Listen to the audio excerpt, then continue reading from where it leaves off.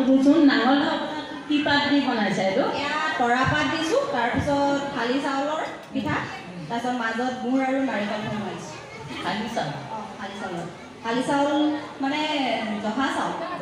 অঁ লগে লগে আৰু এটা প্ৰশ্ন হ'লোঁ, নাঙল ধোৱা পিঠাটোৰ এটা বৈশিষ্ট্য আছে, সুকীয়া বৈশিষ্ট্যটো দাঙি যেতিয়া নেকি খেতি উঠি নাঙল যুঁৱলি চপাই এই পিঠাটো বনোৱা হয়, সেইকাৰণে ইয়াৰ নাম নাঙল ধোৱা পিঠা বুলি জানো আৰু।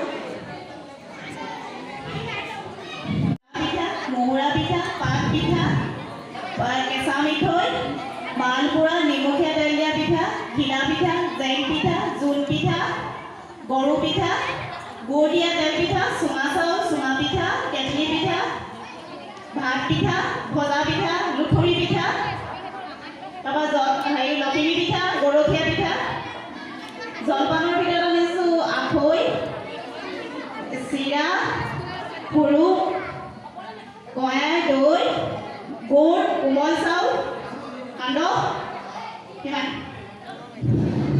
মই ইয়াতে এটা কথা সুধোচোন, হুৰুমটো কোনৰ পৰা কৰিছে এইটো?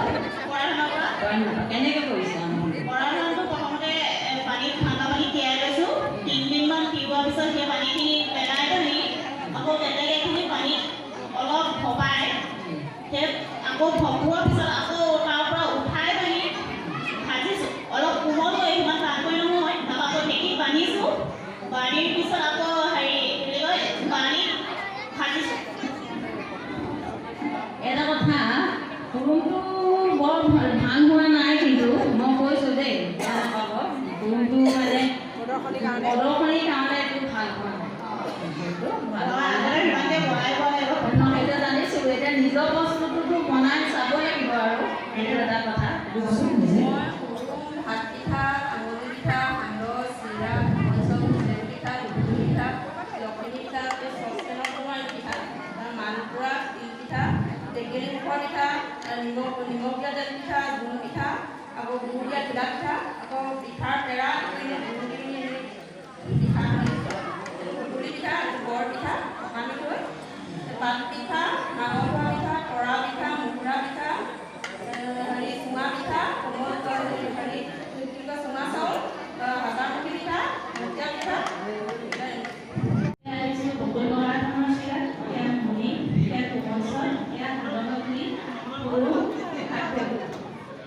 তাৰপিছত ইয়াত পিঠা, চুঙা পিঠা, লুথৰি পিঠা, ভাত পিঠা আৰু চুঙা চাউল। তাৰপিছত এইটো মুঠীয়া পিঠা, তাৰপিছত এইটো হৈছে নাঙল ধোৱা পিঠা, এইটো চেৱা দিয়া পিঠা, এইটো কল পিঠা, তাৰপিছত ইয়াত আছে তিল পিঠা, কাচি পিঠা আৰু বৰা পিঠা, তাৰপিছত ইয়াত আছে জোনবিৰি পিঠা, ঘিলা পিঠা, নিমখীয়া আৰু নিমখীয়া, তাৰপিছত ইয়াত আছে গোলা চকীয়া পিঠা, তাৰপিছত ইয়াত আছে ঢুকলি পিঠা, কেঁচা মিঠৈ, ধূপ পিঠা, পকা মিঠৈ, জেং পিঠা, নাৰিকলৰ লাড়ু, আৰু এইটো হৈছে গুড় আৰু নাৰিকল দি বনোৱা লাড়ু, এইটো তিলৰ লাড়ু। ইয়াত বাৰু এটা বস্তু দেখিছোঁ, তিলৰ লাড়ু। তিলৰ লাড়ু বনাবলৈ প্ৰথমে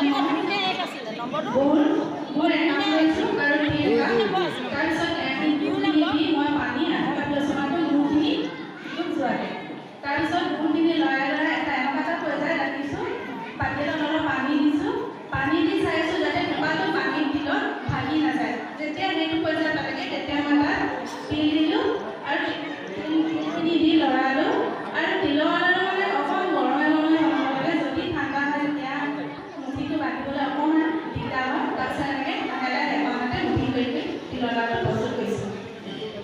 এইখিনি প্ৰথমতে খুব চাফাকৈ ধুই ল'ব লাগিব। তাৰপিছত অলপ শুকুৱাই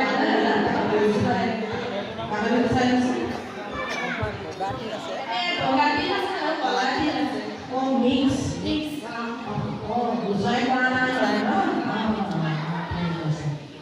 পিঠা সদায় আনিব নোৱাৰা ন? চেৱা দিয়া পিঠা। কেনেদৰে প্ৰস্তুত কৰিছে? চেৱা দিয়া পিঠা আমি ভাত খোৱা চাউল লৈছোঁ আৰু অলপ বৰা চাউল লৈছোঁ, তাৰপিছত তাত নাৰিকল আৰু চেনি দি সানিছোঁ, সানি লৈ আমি এটা চচপেনত অলপ পানী দিছোঁ, তাৰ ওপৰত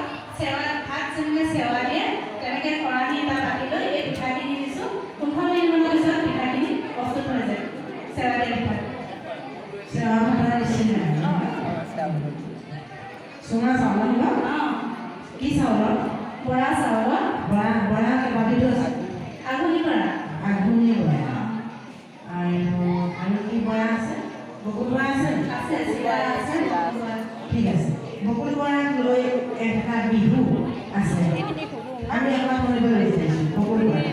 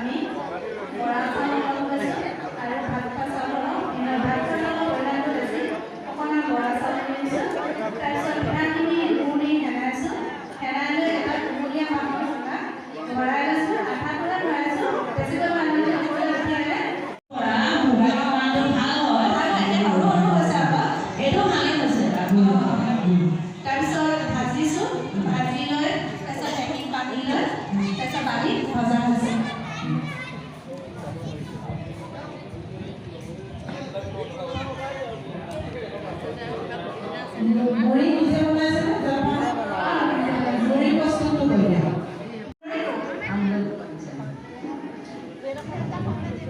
এই হেৰি লেটা কিহৰ বাৰু কি মুগা আনিছে লেটাটো হেৰি মুগা সাধাৰণতে আমাৰ গছ মুগাৰো লেটাটো বনাই কাৰণে সুধিছোঁ গছ মুগা লেটাটো সেইটো কাৰণে ভাল লাগিছে আমলটোটো দেখি লগতে ইটো দেখি আৰু মুখ খা কৰি আছে তেতিয়া আৰু ভাল লাগিছে গছ মুগা লেটাটো যদি গ'লহেঁতেন তেতিয়াহ'লে আৰু ভাল আছিলে গছ মুগা লেটাটো বাৰু নাই এতিয়া সেইটো পাবলৈও দিগদাৰ আছে তথাপিতো জলপান বৰা চাউল আৰু ময়দা আটা এইবিলাকৰ প্ৰশ্নটো নাই আৰু ভৱিষ্যতৰ তেওঁলোকে এনেধৰণৰ ময়দাৰ সংযোজন বা আটাৰ সংযোজন নজনাব দেই ঠিক আছে আৰু এইটো যে এইটো কি পিঠা মালপোৱাটো প্ৰস্তুত প্ৰণালী সম্পৰ্কে কওকচোন ওচৰলৈ আনি লৈ যাওঁ গুড় আৰু বেকিং দি কৰা হৈছে কি দিছে